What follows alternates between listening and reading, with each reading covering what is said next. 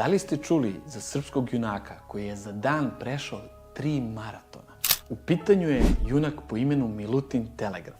Rođen kao Milutin Jovanov Babović 1858. godine u selu Goražde kod Berana, ovaj srpski junak je 1877. godine nosio poruku knjaza Nikole Vasojevića. Tom prilikom je trebao da pređe razdaljinu od rijeke Crnojevića do sela Andrijevica u Vasojevićima. I ta razdaljina je 131 km. To vam je kao 3 maratona da je prešao. On je taj put prešao za 1 dan. Knjaz Nikola, kada je to saznao, on ga je prozvao Milutin Telegraf. Narod ga je, pored toga, u Vasojevićima nazvao i Milutin T.